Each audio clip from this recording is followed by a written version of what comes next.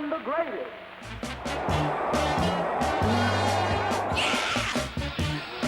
Floating, fighting, punching and prophesying, Muhammad Ali was the most famous sportsman who ever lived. If Cooper goes over 5 rounds, I won't return to the United States for 90 days. Why not? Because I talk too much.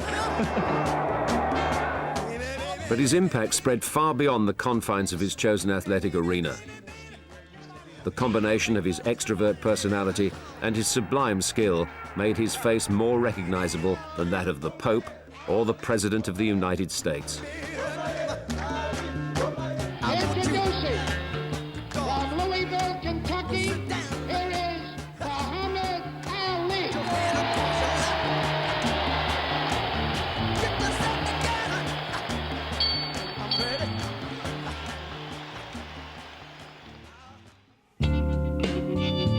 Muhammad Ali was born Cassius Marcellus Clay, Jr. on January the 17th, 1942, in Louisville, Kentucky, in the American South. Ali's father, Cassius Clay Sr., provided for his wife and 2 sons by painting signs and billboards. Ali's mother, Odessa, worked as a domestic. The family were not poor, but reminders of second-class citizenship were everywhere. Louisville had segregated public facilities. Blacks were the servant class. The story of how Cassius Clay got into boxing is now an integral part of the Ali legend. Well, at the age of 12 years or 11 years old, I went to this big gymnasium hall where they were having what we called a home show. Left my bicycle outside. It was a rainy night, I remember, and came back, it was stolen, so I asked the man where could I find the nearest policeman. He told me a fellow by the name of Joe Martin, who's downstairs in Columbia Training Center. So I went down and reported my bicycle, and I asked him could I learn how to box so I could beat the guy up if I catch him. Of course, I known him as long as anyone, started him off when he was 12 years old. He was always very talkative. We traveled all over the country and was very close together for a number of years. And I don't remember of a day that he didn't read at least a chapter in the Bible before he retired at night. His future was in the ring, and it was golden. By the time he was 18, Cassius had contested 108 amateur bouts, winning 6 Kentucky Golden Gloves championships and 2 national Golden Gloves tournaments. The Rome Olympics beckoned. I'd had my card marked about him by an old American journalist called Nat Fleischer.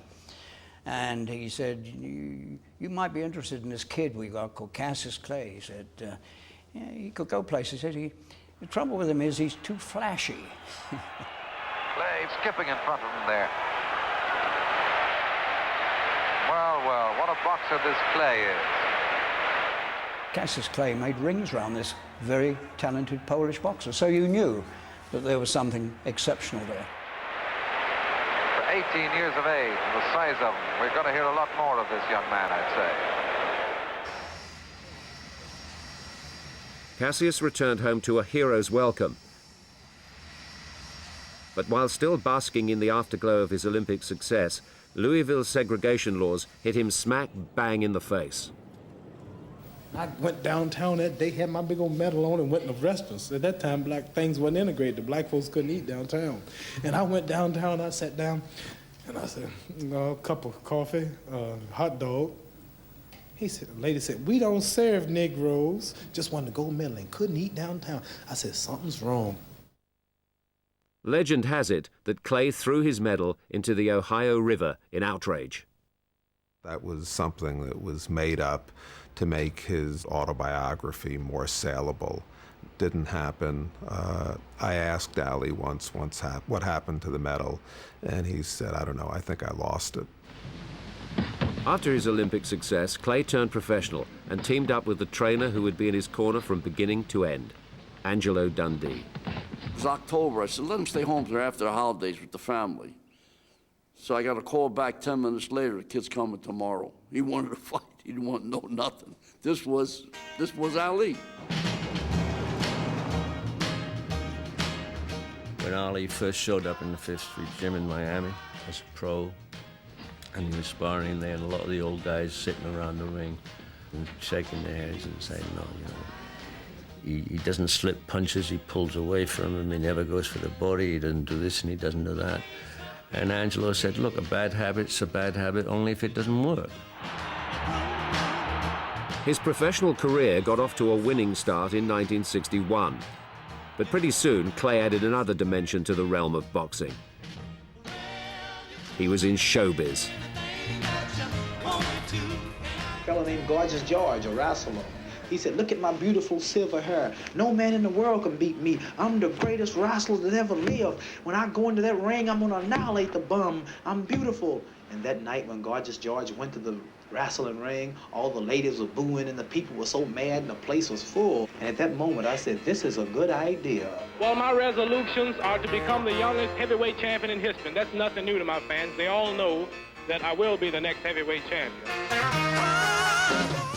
It was amidst the torrent of this tireless self-promotion that he arrived in Britain for the first time to meet the British heavyweight champion Henry Cooper in June 1963. When he came over here and he was doing all this about, if Cooper gives me jive, I'll beat him in 5. And the press used to say, does it? But I said, here, don't stop him. He's earning me money. I said, tell him to carry on. Round 5. This will be no contest. This will be a total annihilation. Round 4. But Clay's prediction of a 5th-round victory almost came dramatically unstuck as Henry's hammer dropped him in round 4. The bell has sounded, and he's up at about 3, Clay. But Cooper's moment of glory was fleeting. Clay made good his prediction by stopping him in the 5th round on a cut. The towel has come in from Cooper's corner, and Tommy Little's looking at it. It couldn't have been much better if he'd have stayed down, to be honest. He'd have won the world heavyweight title eventually. He was that good a fighter. Clay was now the #1 contender for the heavyweight championship of the world. But no one gave the raw, high-spirited 21-year-old a chance.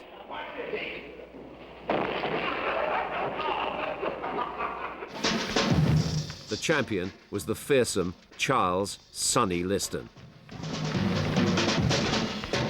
Sonny Liston learned how to fight in jail. And when he finished beating everybody up in jail, he was finally allowed to start beating people up in prize rings outside of jail. I mean, this is a guy who worked for the union, went to picket lines and hit people on the head, said, strike's over, and hit old men on the head, said, go back to work. He did a lot of bad stuff. Clay ignored Liston's fearsome reputation and proceeded to goad the champion.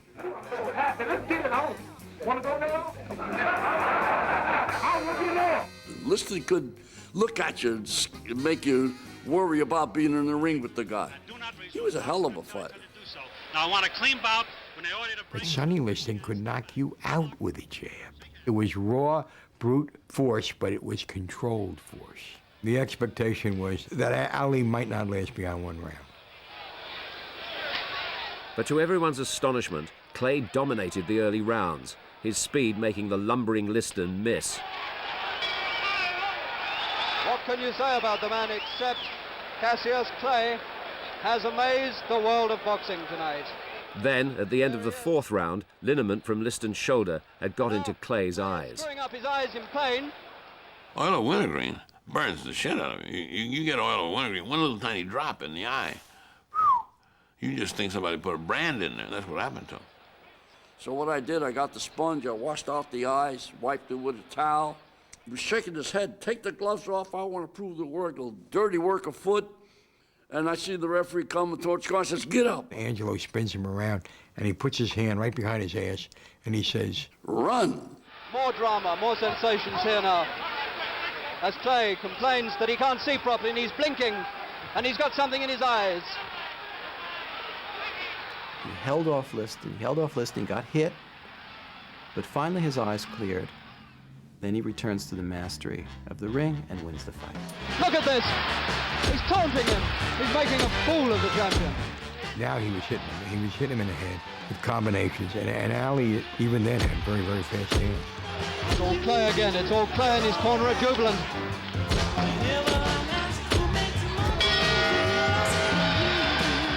The 6 rounds completed. And at the bell, Liston sank on his stool. None of us had any idea what happened, and suddenly... And what's happened? Clay has won! Clay has won! Something has happened in Liston's corner, they're not going on. And Cassius Clay has won after 6 rounds, and there's the champion, the ex-champion, sitting despondently in his corner. A sensation to end all sensations. Liston didn't come out to finish the fight because he was done. He was being humiliated, and humiliation is something that fighters find extremely difficult, far more so than physical pain sometimes. I shook up the world! I shook up the world! I shook up the world! Having just shook up the world, the first public action of the new heavyweight champion was of seismic social proportions. The very next day, Clay went public with his conversion to the Nation of Islam. Why do you insist on being called Muhammad Ali now? That's the name given to me by my leading teacher, the Honorable Elijah Muhammad. That's my original name. That's a black man named Cassius Clay was my slave name. I'm no longer a slave. It was a very bizarre event for Americans to absorb. The whole notion of a black man changing his name to a Muslim name, and what is the Nation of Islam as opposed to Islam. People didn't know anything about this. They boast about what they have and what they will deprive us of. I say the earth belongs to the black man. It's very weird and very threatening. Everybody was so involved with I am a Muslim, it sort of took away from the fight. But the thing so many of us didn't think about was, Ali afterwards said to himself, look what I did. He became another fighter after that fight. Ali's victory was so improbable that it was still regarded by many as a fluke.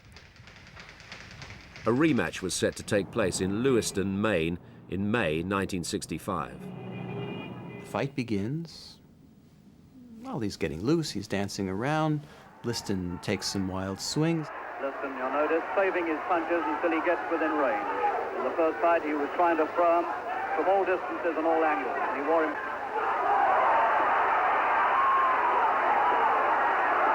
And he's over. I don't know what happened there. Clay hit him with a punch which landed on the temple. Looked fairly innocuous. Suddenly Liston's on the floor. He hardly seemed to touch him, and Liston can't get up. And Clay... There was a punch, and it was a good punch. It was a hell of a punch. Whether or not it would have caused Sonny Liston, if his life depended on it, to stay down, that's open to question. I probably tend to doubt it. I think he probably was thinking, if I get up, then what? They're not going to pay me any more money than they're paying me right now. So Ali was now the undisputed king of the world, and his fame wasn't confined by national borders. What it was all about, and Liston standing there. His arrival as a superstar coincided with an explosion in telecommunications. I mean, he used to say, I'm more famous than Jesus. Watch me! He loved it. He was a total natural in the medium. Nobody ever had to tell Muhammad Ali how to work a camera. He knew instinctively how to do that.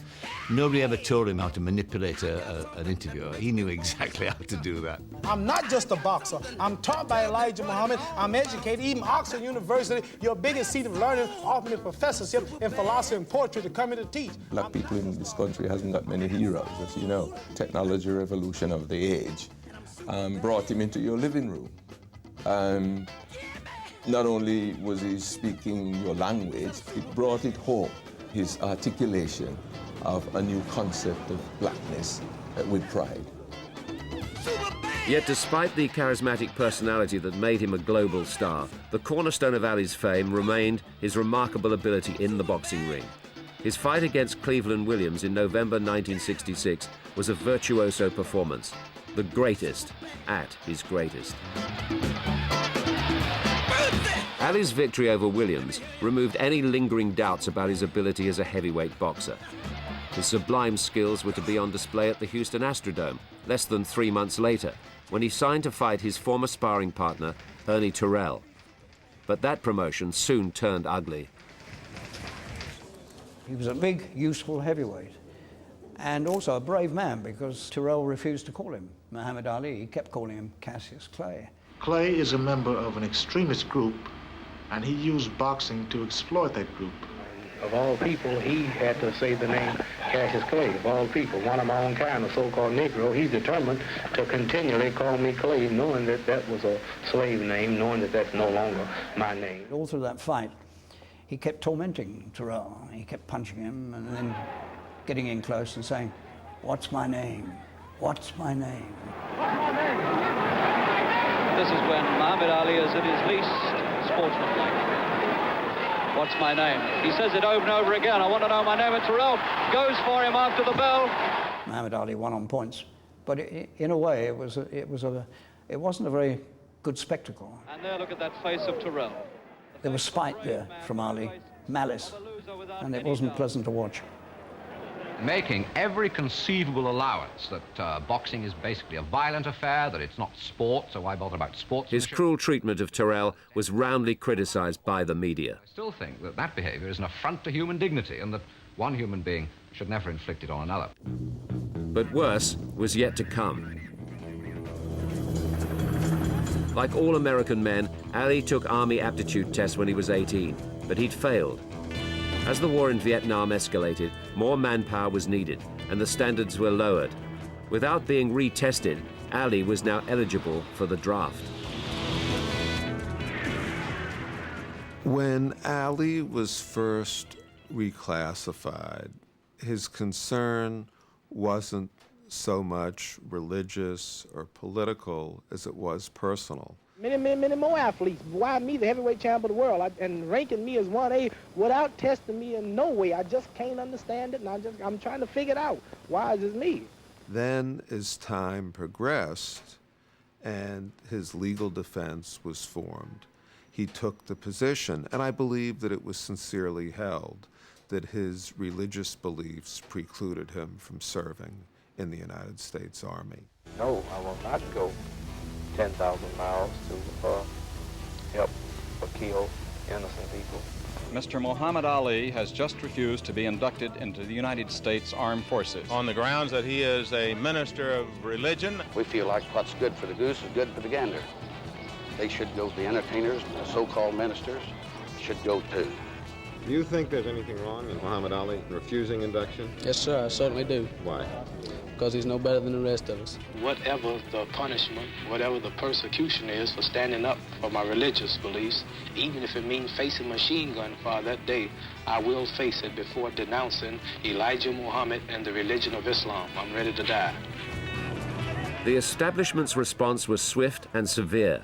His passport was taken away, his boxing license revoked, and he was hit with a suspended 5-year prison sentence. He was also stripped of his title. He was no longer the heavyweight champion of the world. He could have gotten out of Vietnam, just as Joe Louis basically got, didn't have to be on the front lines of the Second World War. He fought some exhibitions in front of the troops, and he wore a uniform. Ali could have done that. He didn't want that. He actually, in his own mind, he'd worked it out that he didn't want to fight in Vietnam. He was reviled for that. In America, he divided the nation. Here, he was loved much more. This was a heroic stance, which I happen to believe had changed the whole dynamics of the debate in the United States about the Vietnam War. He had made a significant contribution in shifting the balance of public opinion in favor of decency and in favor of peace.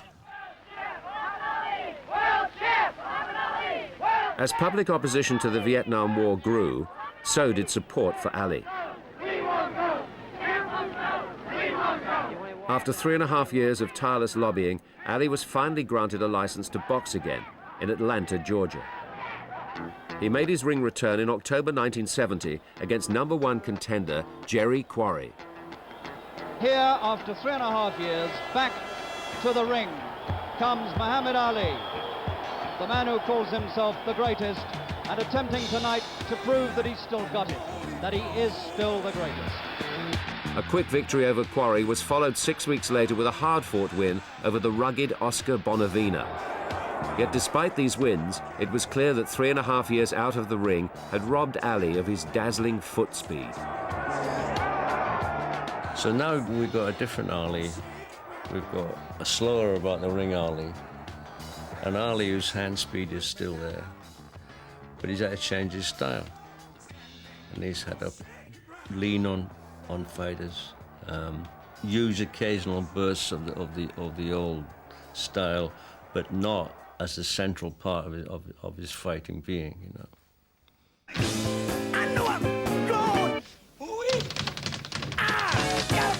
While Ali was in exile, a new rival had slugged his way to the world title, and Ali would now meet him to try to regain his crown.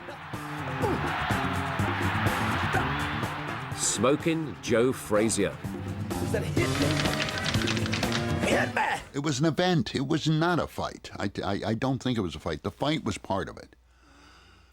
But you had a Frank Sinatra taking pictures for Life magazine across the ring. You had a Burt Lancaster doing the closed circuit. Everybody who was anybody and people who wanted to be anybody were there. Here's Muhammad Ali, the man who tries tonight to regain the title that he never lost in the ring. It was an epical event. It was extraordinary.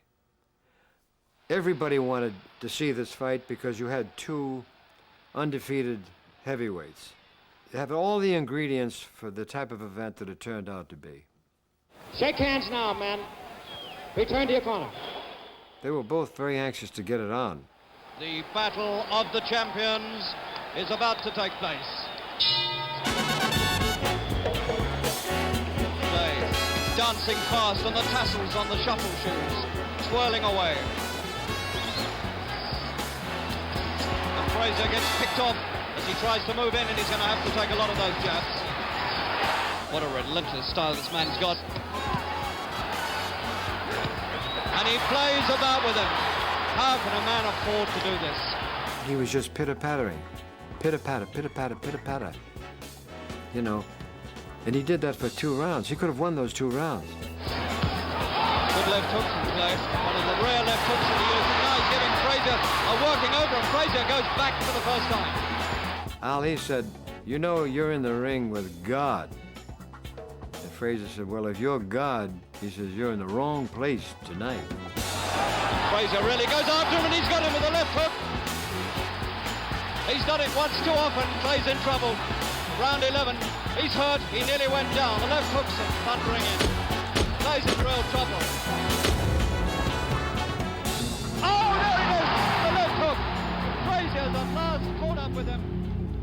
And Clay is fighting for survival.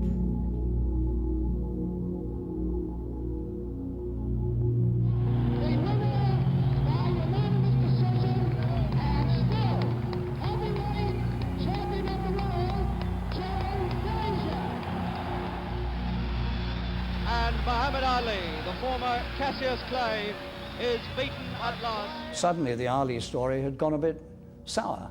You know. I think one thought that he'd gone off a bit, but he proved us wrong again. On June 28, 1971, as Ali and his legions of fans were coming to terms with his first professional loss, the United States Supreme Court unanimously reversed his conviction. The threat of imprisonment was gone. He was a free man, but he could only regain his title in the ring. In his quest to do this, he moved his training camp from the seaside playground of Miami to the rugged isolation of Deer Lake, Pennsylvania. He went into a wilderness.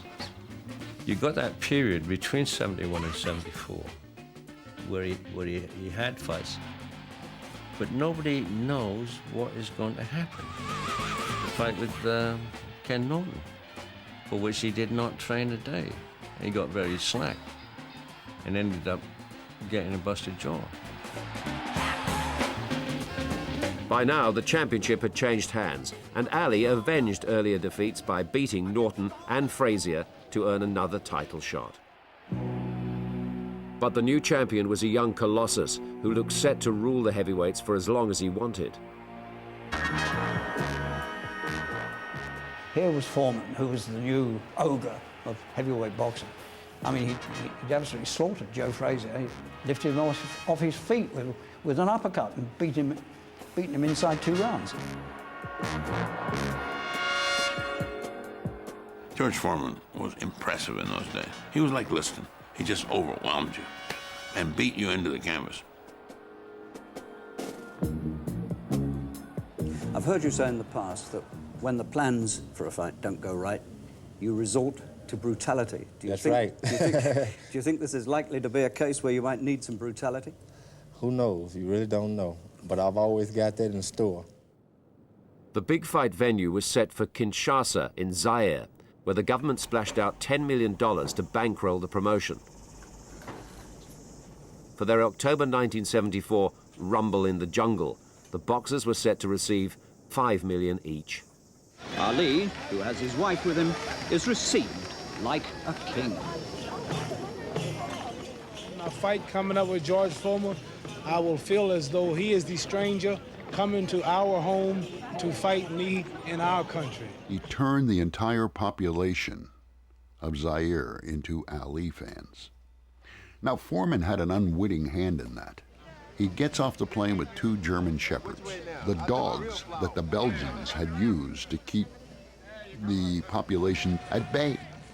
And Ali's out running for prom king and teaching them. Cheers for Ali.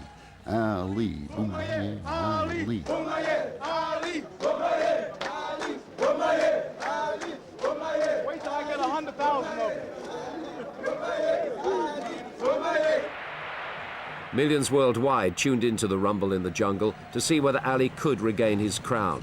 But at 32 years old, he was a huge underdog. I mean, there was an air of apprehension about the place.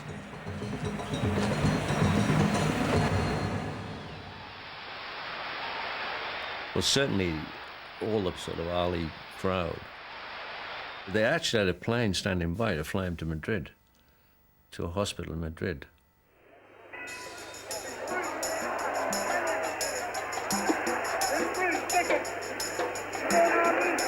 Ali is dancing, but he is also slugging, and he is also connecting. For 2 rounds, he tried to use what was left of his leg speed, but that didn't work. The body punch is absolutely ripping into the ribs of Ali. He just kept pulling Foreman on the rope, taking terrible body shots, you know, all that swaying back over the rope. Somebody sitting in front of me turned around and said, he's going to get killed, you know. And so Foreman started pummeling him on the ropes, and one thought that Ali's taking on a bit too much here, you know, he's getting knocked about a bit. And the writers are screaming, get off the ropes. No less than Angelo Dundee and Drew Badini Brown. And it's almost as though Ali is trying to make him tire himself out.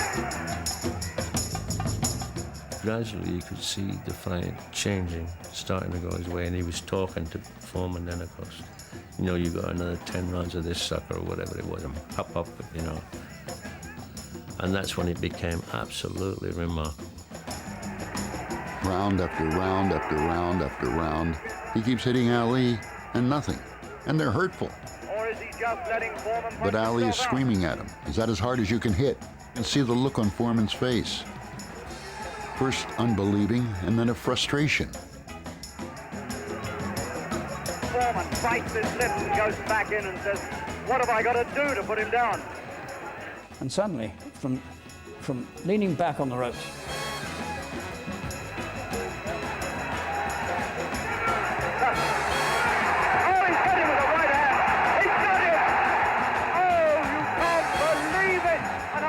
Foreman's going to get up. He's trying to beat the count, and he's out. Oh my God, he's won the title back at 32. all I could think to say at the time. Never again make me the underdog until I'm about 50 years old. Right. Then you might get me. From being the chap who was thought to be finished, here he was again, champion of the world. And of course this threw up the appetizing idea that he might have another one with Fraser. They'd won one each, so it made absolute sense for them to have the decider. And so the two arch rivals would meet again, this time in Manila for Super Fight 3. I'm just gonna dance and move, and in my glory, I'm gonna be in my glory. Hoping Joe. But Ali dismissed Frazier as washed up and refused to take it seriously. You don't know what round he'll fall. You get your ticket. I go over and watch Frazier train. I come back and say, hey, this guy's for real. He's not here just to lose and pick up $5 million. He's here to kill you. The guy is really mad. And Ali says, well, the madder he gets, the easier he'll be. Hey, it's Joe Frazier. Joe Frazier. Joe Frazier. What it did was it exacerbated the old wounds and hurts that Joe Frazier still carried from the first fight, when he was called all kinds of names. Anything Ali could do to get in his head. Only in the Thriller in Manila, it only inspired Joe. 15 rounds. I want to beat on him.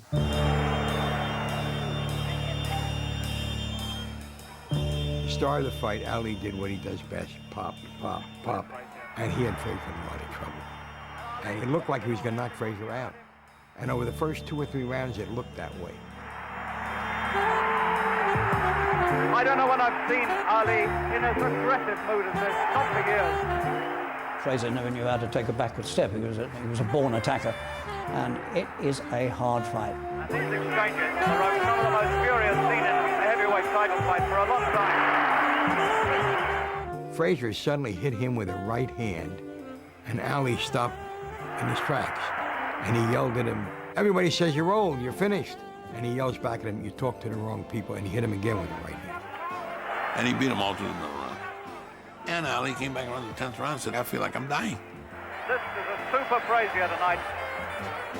Fit, sharp, determined, and after his sight back.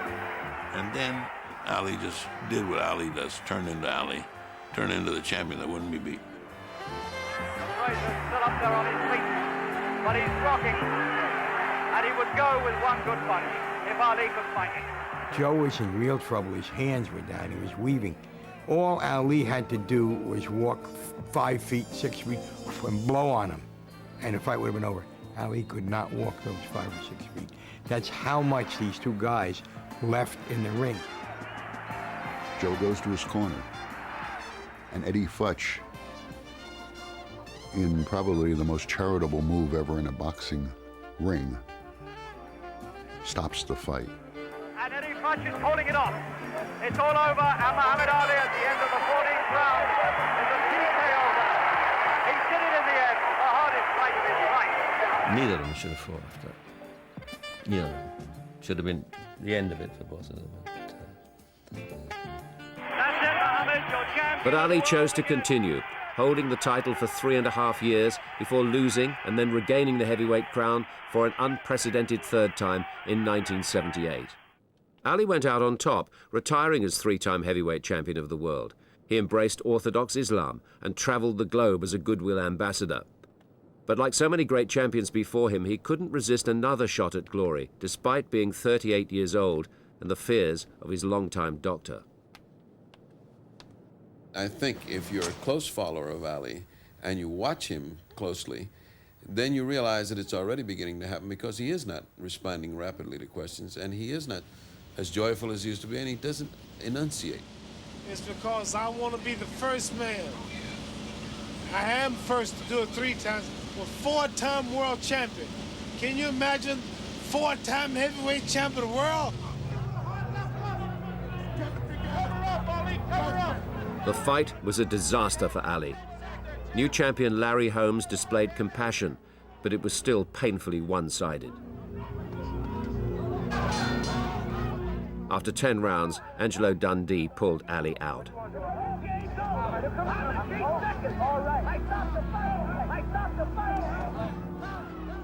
I didn't give him 100%. If I'd have put 100% effort into it, the fight probably would have been over quicker than it was. But that wasn't my plan. My plan was to win, to fight, and not get hurt, and not hurt anybody in the process. He's much better than I thought he was. He is the world heavyweight champion. Thank you.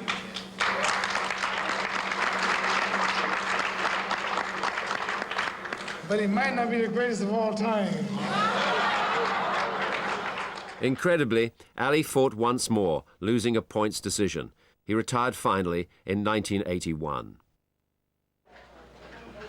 But despite the rumors about his ill health, Ali insisted all was well.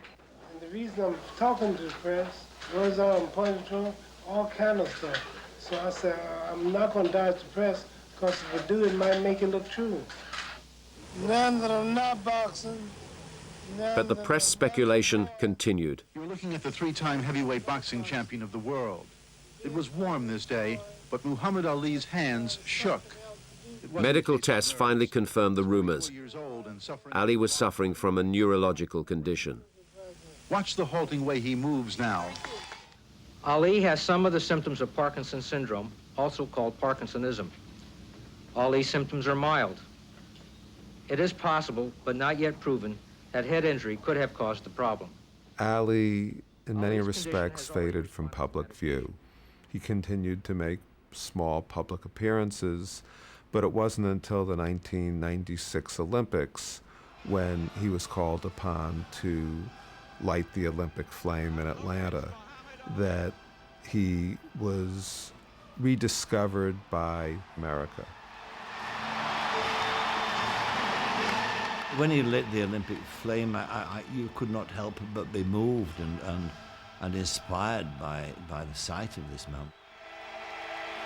I mean, here was a man who actually had suffered the hurt, the appalling indignity of being judged because he was black. And he made, from that point on, he had a point of view, an attitude toward his life and the life of other black people, which was incredibly important. The people of Britain have voted Muhammad Ali, the sports personality of the century. Long retired and unwell, but Ali remained the outstanding sporting figure of his time. I had a good time boxing. I enjoyed it, and I may come back. How do I say goodbye to what we had? Ali will be remembered for the fun, for the enjoyment, for the sheer delight that he gave people all over the world for a long, long period of time. I mean, people enjoyed him. And you really can't do much more with your life than to make millions of people happier. And he certainly did that. I've got a rhyme for you. It's fun to talk to Cassius Clay, but now's the time to call it a day. How's that? You're poet and don't know it. And feet show it. There's a reason that Muhammad Ali was so captivating. It was not all in his style of fighting. It was in his style of being. Why do you insist on being called Muhammad Ali now? That's the name given to me by my leading teacher, the Honorable Elijah Muhammad. Women spat in his face in his house. And here's this guy now, he's an all-American hero. So I think that was one of his greatest triumphs. The greatest tribute you can pay to any boxer or any fighter or any athlete is to say he was the greatest of his era. Undoubtedly, Ali was the greatest of his era. He was a brilliant, brilliant boxer. Yeah. For my generation, he's a legend, he's an icon, and he's a phenomenon in terms of what he represents. And that's how we will always remember him. Kevin, what are we going to do? We're going to float like a butterfly and sting like a bee. Ah! Rumble, young man, rumble. Ah! I don't love boxing. It's very hard to justify boxing at this point. I do love Muhammad Ali. To say goodbye to yesterday.